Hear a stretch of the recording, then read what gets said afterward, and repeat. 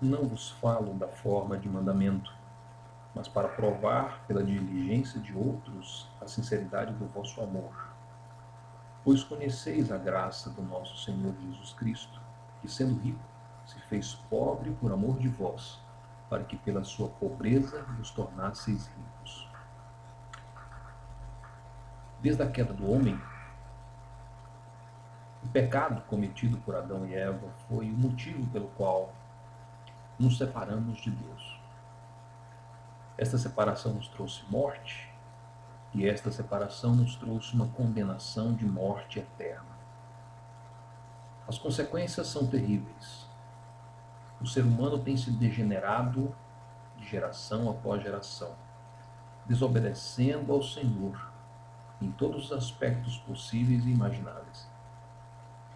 Mas o nosso Deus, em sua grandiosa graça e misericórdia, ele já havia designado em seu coração que concederia a este homem pecador e carnal um meio pelo qual ele pudesse ser salvo. Este dom maravilhoso, esta dádiva maravilhosa do Senhor se chama a sua graça, como nós acabamos de ver aqui em 2 Coríntios, capítulo 8, versículo 8 e 9. Pois conheceis a graça de nosso Senhor Jesus Cristo. O apóstolo Paulo estava falando com a igreja de Corinto. E aqui o apóstolo Paulo afirma que esta igreja conhecia esta graça. Mas o que é esta graça? Quais são os efeitos desta graça sobre nós, os que cremos em Cristo Jesus, nosso Salvador e Redentor? A graça do nosso Deus teve origem no próprio coração de Deus. A graça brotou do âmago do Senhor e alcançou o homem pobre e pecador que já estava condenado à morte. A palavra do Senhor nos diz em João 3,16: porque Deus amou o mundo de tal maneira que deu o seu Filho unigênito, para que todo aquele que nele crê não pereça, mas tenha vida eterna. A expressão de amor é dar. Mas não é dar o que nos sobra, não é dar o que nos resta. A palavra de Deus nos diz que Deus nos concedeu a única coisa que ele tinha para chamar de filho. O único ser ao qual o Senhor colocou o nome de filho e de seu herdeiro. Aquele que compartilhava da glória celestial, aquele que compartilhava dos louvores celestiais pelos séculos dos séculos.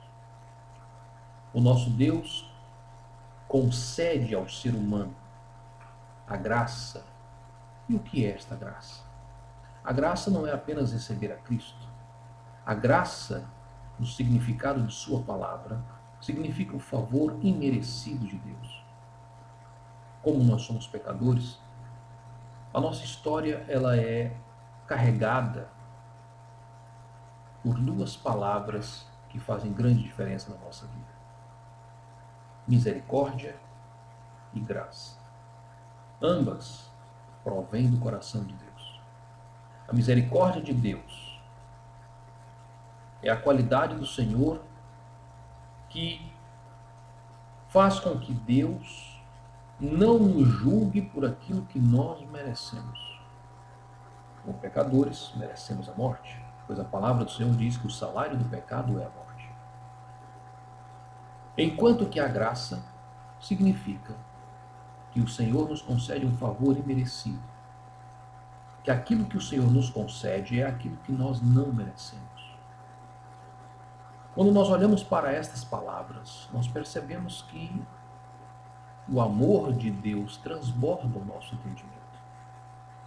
Este amor que brotou no coração do Senhor, que moveu a este Deus grandioso, Criador do céu e da terra, Deus eterno que era, que é e que será eternamente, se move de compaixão para conosco, não nos dando o que merecemos e nos concedendo aquilo que não merecemos.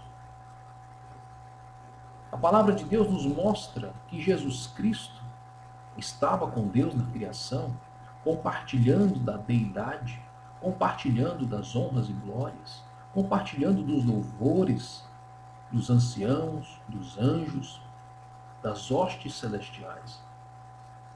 E o Senhor então pega aquele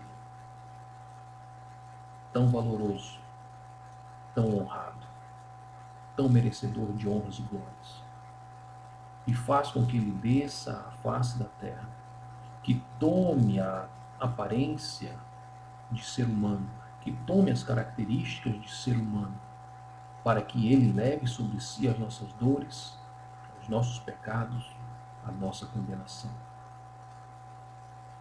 O Senhor nos mostra em sua palavra que o relato de salvação, tanto da criação quanto de salvação, nos mostra que Jesus Cristo se ofereceu livremente para que ele, sendo uma deidade, abrindo mão das suas prerrogativas divinas, desceu à face da terra e assumiu a nossa forma, miserável, pobre, nu, levando sobre si os nossos pecados, aqueles pecados que são meus por direito, são seus por direito, porque nós pecamos, não Cristo.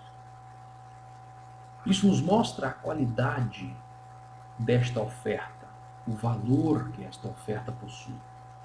Primeiro, que Jesus Cristo realizou um esvaziamento completo das riquezas divinas, conforme João 17, versículo 5.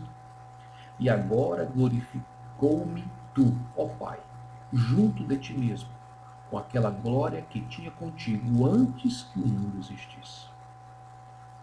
Transformando aquele que compartilhava desta glória maravilhosa com a pobreza, com a miserabilidade completa do ser humano.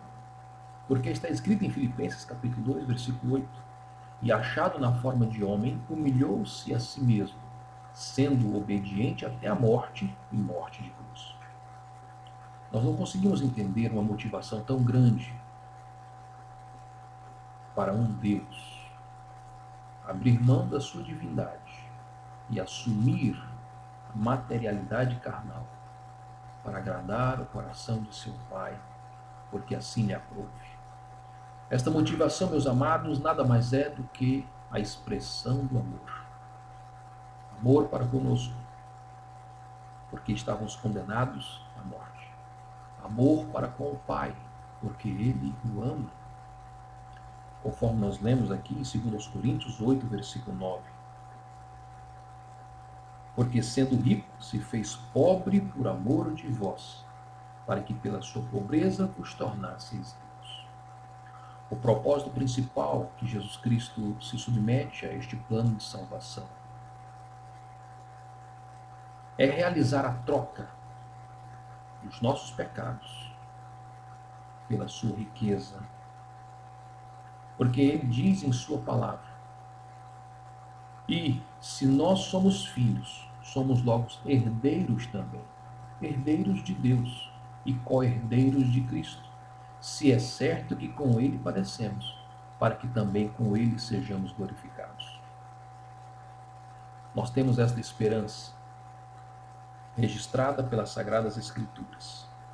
Nós temos esta esperança que foi transmitida a nós pelo Espírito Santo de Deus, para que todo aquele que nele creia não pereça, mas tenha vida eterna. A maior riqueza de um ser humano é a salvação. Porque riquezas neste mundo é possível de ser alcançada pelo nosso esforço. A honra é possível ser alcançada pelo nosso esforço. As posições sociais são possíveis de ser alcançadas pelo nosso esforço. Mas a salvação é impossível. Ela é dom de Deus. Ela é oferecida pelo Senhor. Ela é dada gratuitamente a todo aquele que aceitar a Cristo como seu Salvador. Porque a palavra do Senhor nos diz em Romanos capítulo 10, a palavra está junto de ti, está na tua boca. Se confessares com os teus lábios que Jesus Cristo é o Senhor, serás salvo. Então, eu convido para que você se volte para o Senhor neste momento, com todo o teu coração, com todo o teu entendimento, com toda a tua força. Coloca sobre Ele as tuas ansiedades, coloca sobre Ele os teus pecados.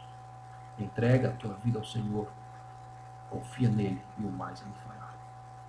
Que a bênção do nosso Deus esteja sobre a tua vida e que a palavra do Senhor resplandeça todos os dias sobre os teus caminhos, em nome do Senhor Jesus.